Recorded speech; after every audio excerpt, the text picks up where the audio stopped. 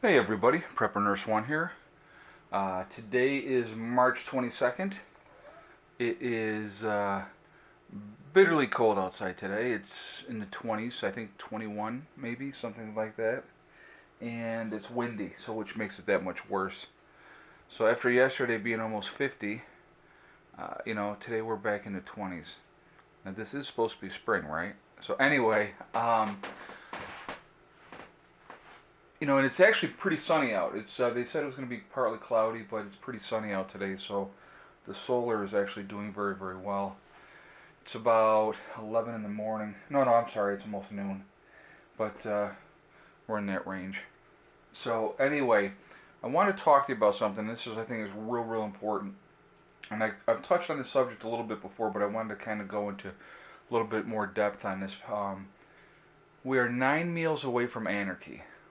Um, it's something that I've heard several times, and I love when people say, "I would do this, I would do that," and they talk about all these different scenarios of how and what they would do, and it's easy for us to do that while we have a full pantry and a refrigerator full of food and a freezer full of meat, and we're can go to the store and get whatever we want, and and there's no issue. But if that wasn't the case, we are literally 9 meals away from anarchy.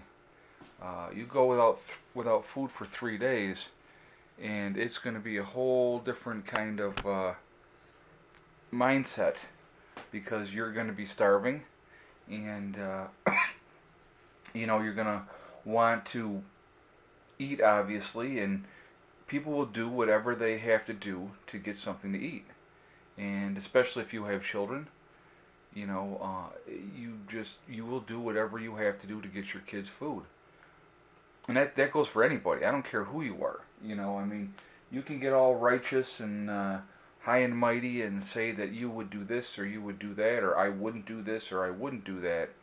But if it comes down to you or them, your natural instinct is self-preservation.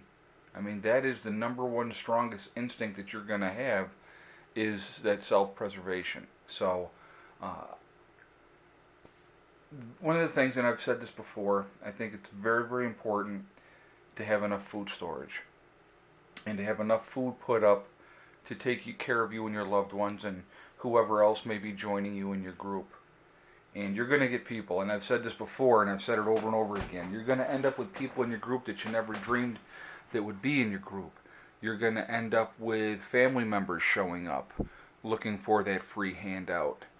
There's going to be a lot of people that are going to be coming to you if they have any inclination that you prep, that you have food storage, anything like that. So my suggestion to you guys is actually a couple things, and I'll touch base on both of them. A big thing for me, obviously, I have quite a bit of food storage already, and I continue to add to my food storage, and I will continue to add to my food storage because I honestly know that it's not just going to be me and my children, that there's going to be other people here that are going to be joining me, and I have several people that I know that are coming that also prep. So that's an awesome thing, and I know they're not coming empty-handed. And like I said already, I have somebody that already keeps supplies on hand. So that's a good thing. So one of the things that I was going to talk to you about that you can do, and like I said, we'll get more back into the other aspect of it in a minute, but one of the things that you can do is if you have people that you know and that you care about, that you love or whatnot, and they don't prep, and they may think you're a little bit crazy and stuff like that. You sit down and you have a conversation with them, and it can kind of go something like this. You have insurance. To be able to drive a car, you have to have insurance. You have to have, you don't have to have it, but a lot of people have life insurance just to hedge your bets, just in case type of situation. Well, you can say to them, listen, you know, you don't have to do any of the preparation work ahead of time, none of it. But if you invest in it, then I can guarantee you that you will be safe. Okay, now this doesn't pertain to strangers. This pertains to your friends and your family. Okay, so you could say to them, if they're able to afford it or whatever, if you said to them, listen, give me $50 a month, and I will put that towards food storage or whatever else that you have for your homestead, if you have a homestead, or your bug out location, and they are making an investment in that. It's a form of insurance. Okay, so some people, and it doesn't necessarily have to be $50. I'm just throwing that number out there. It could be less, it could be more, depending on what they can afford. And but the thing is, if you do that, then it does two things. Number one, it can give them peace of mind, knowing that in a worst case scenario that they have some place to go. Okay. Also, what it can do at the same time, it gives you peace of mind because you're able to say, okay, so when an SHTF situation happens, I know Bobby and his wife are coming to my house. Now they've invested in this. I don't have to turn them away. It's going to be hard to turn people away, I'll be honest with you. I mean, especially family. But if you have talked to them and talked to them and talked to them, and they've done absolutely nothing, what really do you owe them? You don't owe them anything. You may feel a sense of family obligation, but you have to be smart about it. Okay, but if you can get them to invest in the idea of, just tell them it's like insurance. They're investing in the just in case, and the fact that you're able to add to your food storage, to have that food for everybody, that's what it's about. I mean, so it's a smart thing to do. Like I said, if they won't do it physically themselves, you can say to them, listen, you don't have to physically do it yourself. Invest in me. I'll get all the supplies. I'll take care of all these things. All you have to do is just give me XYZ amount of money each month, and it will go towards that. And you're investing in, an emergency situation, or you're investing in a worst case situation, SHTF situation. So it can be either way. So anyway, that's one option that you have, and this way you can talk to them, and then you can also say to them, if you choose not to do this, then do not come to me, because I'm not going to help you. Be brutally honest. See, this is the thing. I think a lot of people kind of skirt the issue. You need to be brutally honest with people. If something happens and you haven't been part of it, and part of investing in it, why should I help you? Why should I sacrifice all my money and my time, and you've done absolutely nothing, and now I owe you? I owe you nothing. You know what I mean? Realistically, that's a realistic thing. So, like I said, they're tough conversations to have. They really, truly are. But you need to look out for your immediate family first. And when I say immediate family, husband, wife, and kids, period. That's your immediate family. And then, like I said, on top of that, if you have people invested in the project, in your group, that are contributing, there you go. They're invested in it as well. So obviously you're going to be watching out for them as well. So, guys, I've said it over and over and over again, and I've had a lot of people say, well, I can't.